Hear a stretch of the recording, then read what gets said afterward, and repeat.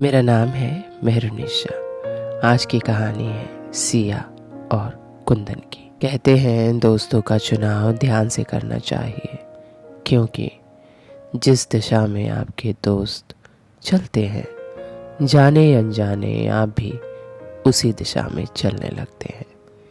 यही हुआ सिया और कुंदन के साथ। कुंदन ने हाल ही में अपनी पढ़ाई ख़त्म करके नई नई जॉब ली थी। कुंदन रोज़ अपने ऑफिस में जिस बस में जाया करता था, उसी बस में सिया भी रोज़ सुबह अपने कॉलेज जाया करती थी। सिया की पढ़ाई अभी ख़त्म नहीं हुई थी, उसका फाइनल ईयर चल रहा था। उसके माँ बाप चाहते थे कि सिया की जल्दी से पढ़ाई ख़त्म हो और उसकी शादी हो जाए। इधर कुंदन के माँ बाप भी कुंदन के लिए लड़की ढूंढ रहे थे, क्योंकि अब कुंदन कमाने लगा था। कुंदन को रोज़ उसकी माँ बोलती, अगर तेरे मन में कोई लड़की है तो मुझे बता दे, मैं उससे तेरी शादी करा दूंगी। कुंदन कोई जवाब नहीं देता, रोज़ सुबह चला जाता। एक रोज़ जा रहा था तो उसके ख्याल में उसकी माँ की बातें चल रही थी। तभी उसने देखा सामने से सिया आ रही है, और वो सारा ख्याल जो उसकी माँ उसके जीवन साथी के लिए बोलती थी, बस वो सिया में देखने लगा। धीरे धीरे कुंदन ने सिया से नज़दीकियाँ बढ़ाना शुरू कर दिया।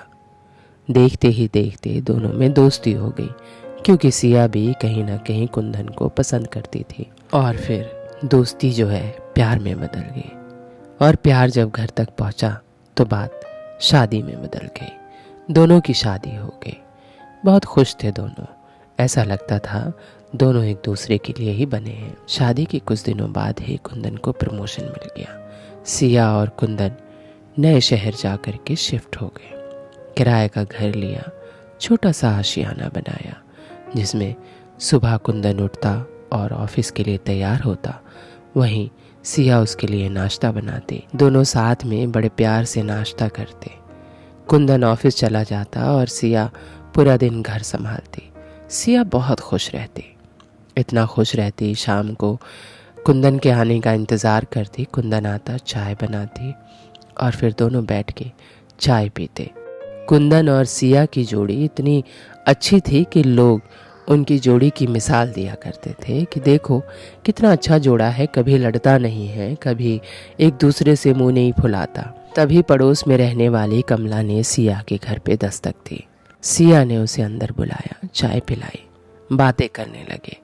तभी कमला ने कहा कि मुझे यहाँ 5 साल हो गए हैं, तुम्हें भी साल भर तो हो गया है, लेकिन तुम किसी से बात नहीं करती हो, तो मैंने सोचा मैं ही तुम्हारे घर आ जाऊं। सिया ने कहा, आपने बहुत अच्छा किया कि आप आ गई। मैं पूरा दिन कामों में उलझ जाती हूँ, तो बाहर जाने का मौका ही नहीं मिलता। रही बात करने की या दोस्ती करने की, तो कुंदन वो कमी मेरी पूरी कर देते हैं। मुझे शायद दोस्तों की ज़रूरत ही नहीं पड़ती। कमला ने एकदम टेढ़ा मुंह करके कहा, हाँ, पति की दोस्ती कोई दोस्ती थोड़ी होती है। ऐसा कहते हुए कमला अपने घर चली गई। सिया सोचती रह गई, पर उसने ज़्यादा ध्यान नहीं दिया। अगले दिन फिर कुंदन को जाता देख कमला फिर से सिया के घर धमक गई। सिया ने फिर बुलाया, चाय पिलाई, ढेर सारी बातें की। बातों बातों में कमला ने सिया से कहा, एक बात तो बताओ, तुम्हारे पति की सैलरी कितनी है? सिया ने हंसते हुए बात काट दी, लेकिन कमला ने फिर पूछा। तब सिया ने जवाब दिया कि देखो कमला, ये बात मुझे अच्छी नहीं लगी, दोबारा से मत पूछना, लेकिन हाँ, मेरा पति उतना कमा लेता है जितने में मेरी ज़रूरतें और मेरे पति की ज़रूरतें पूरी हो सके। हम खुश रहते हैं, कम हो या ज़्यादा, हम एक दूसरे के लिए काफ़ी हो जाते हैं। तभी कमला ने भौवें चलाते हुए कहा, हाँ, तभी तो तुम्हारा हाल नौकरों जैसा हो गया है। मुझे देखो, मेरे आदमी ने तो मुझे नौकर भी लगा के दिया है, बावर्ची भी लगा के दिया है।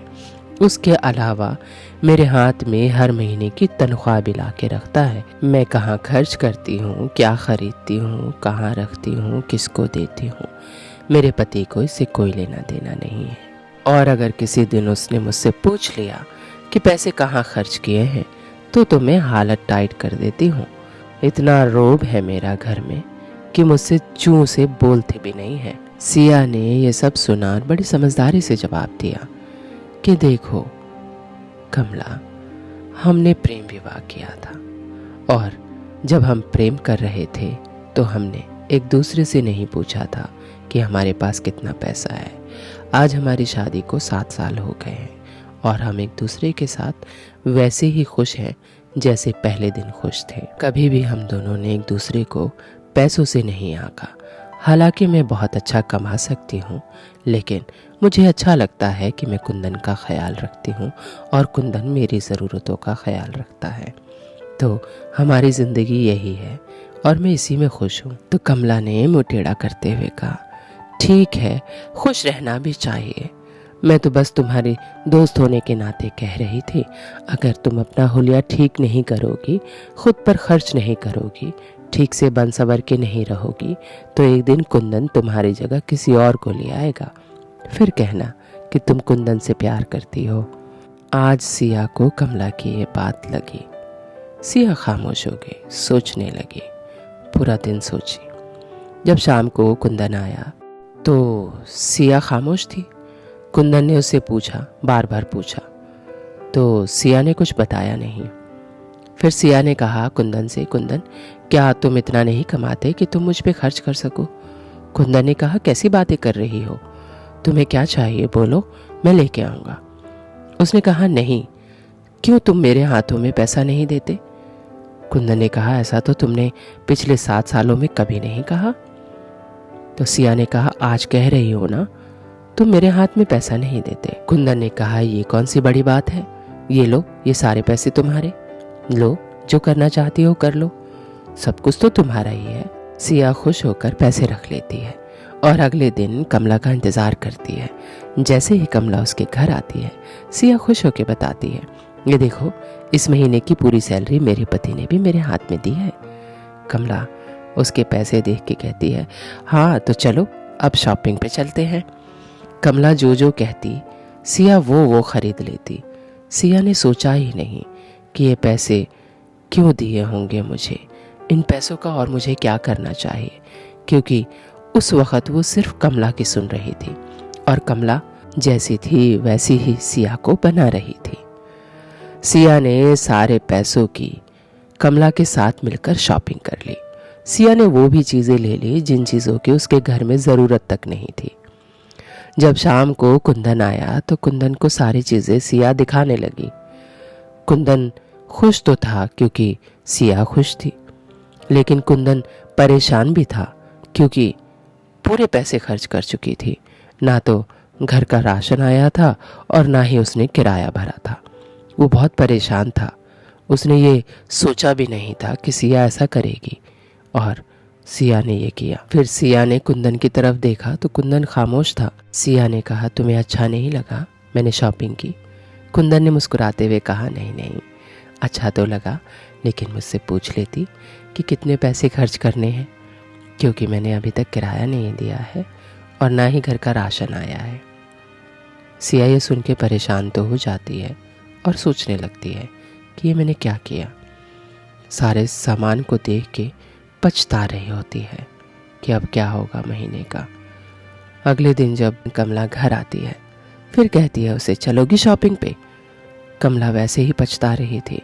उसने कहा, एक तो मेरे पास पैसे नहीं है और मुझे इतनी सारी शॉपिंग करनी भी नहीं चाहिए थी। तभी कमला ने मुंह घुमाते हुए कहा, अरे पागल, ये सारे पति एक जैसे होते हैं, इनको हमारे ऊपर पैसे खर्च करने नहीं होते। अगर हम इनसे ज़बरदस्ती पैसे ना निकलवाएं तो ये हमें कभी पैसे नहीं देंगे। अब सिया कमला की हर बात में आने लगी। फिर कमला ने कहा, चलते हैं शॉपिंग के लिए। तो सिया ने कहा, मेरे पास पैसे नहीं है। तो कमला ने कहा, ठीक है, तू अभी मुझसे उधार ले ले, जब कुंदन को पैसे आ जाएंगे तो तू मुझे दे देना। सिया ने सोचा, सही कह रही है। अब सिया रोज़ यही करने लगी। रोज़ कमला के साथ बाज़ार चले जाती, सामान खरीदती, कभी उधार लेके, कभी कुंदन से पैसे लेके। ये सिलसिला इतना लंबा चला कि कुंदन परेशान हो गया।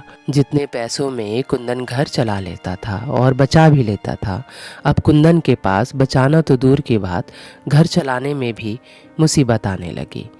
फिर कुंदन ने सिया को बिठाया और कहा कि सिया, मैं ज़्यादा नहीं कमाता हूँ, जितना कमाता हूँ उसमें इतने ही काम हो सकते हैं, तुम सारे पैसे शॉपिंग पे उड़ा देती हो, घर का खर्च तक नहीं बचा पाती। कैसे चलेगा? हम अपना जीवन कैसे गुजारेंगे? थोड़ा बहुत पहले पैसा बच भी जाता था, अब तो घर खर्च के लिए भी नहीं बचता। तुम क्यों नहीं ध्यान दे रही हो? तुम्हें हो क्या गया है? सिया चुपचाप सुन रही थी। कुंदन की बातें जैसे ही खत्म हुई, सिया उठकर कमला के घर चली गई और कमला से सारी बातें बताई जो कुंदन ने कहा है। तब कमला ने उसे कहा, ठीक है, अगर ऐसी बात है तो कुंदन से कहो कि वो तुम्हें नौकरी करने दे। अगर वो नौकरी करने नहीं देता है तो तुम कुंदन से तलाक ले लो। वैसे भी तुम्हें किसी की ज़रूरत थोड़ी ही है, तुम तो इतनी पढ़ी लिखी हो, तुम्हें तो अच्छी नौकरी मिल जाएगी, तुम तो 2-2 नौकर रख सकती हो। तुम्हें किसी मर्द की, कुंदन की, किसी की ज़रूरत नहीं है। तुम आज़ाद रहोगी, कितना भी कमाओगी, कितना भी उड़ाओगी, किसी को सवाल और जवाब देना नहीं पड़ेगा। सिया को बात बहुत अच्छी लगती है। वो कुंदन के पास जाती है और बात करती है, और सिर्फ नौकरी करने की बात नहीं करती, वो सीधा तलाक लेने की बात करती है। कुंदन भी तो बहुत परेशान था सिया से। न जाने सिया को क्या हो गया था। वो जितना भी कमा रहा था मानो जैसे किसी अंधे कुएं में फेंक दे रहा था। उसके ऊपर कर्ज पे कर्ज चढ़ चुका था। वो वैसे ही बहुत परेशान था।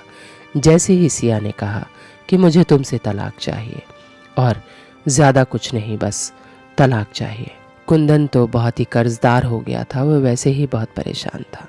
जैसे ही ये बात उसने सिया के मुंह से सुनी, कुंदन भी तैयार हो गया। ठीक है, तुम्हें तलाक चाहिए, मैं तुम्हें तलाक दूंगा। और दोनों में आपसी सहमति के साथ तलाक हो गया। सिया और कुंदन, जो दो जिस्म एक जान थे, आज अजनबी की तरह एक ही बस में सफ़र करते हैं। सिया अपने ऑफिस जाती है और कुंदन अपने ऑफिस। दोनों एक दूसरे को देखते तो हैं लेकिन बात नहीं करते, एक दूसरे से मुंह फेर के बैठ जाते हैं। मोरल ऑफ द स्टोरी तो आप समझ ही गए होंगे कि अपने दोस्तों का चुनाव ज़रा ध्यान से करिए, क्योंकि जिस भी दिशा में आपके दोस्त चलते हैं, जाने अनजाने आप भी उसी दिशा में चलने लगते हैं। उम्मीद है मेरी ये वीडियो आपको अच्छी लगी होगी, तो चैनल को सब्सक्राइब कीजिएगा, लाइक कीजिएगा और हाँ, बेल आइकन को दबाना ना भूलिएगा। Thank you for watching.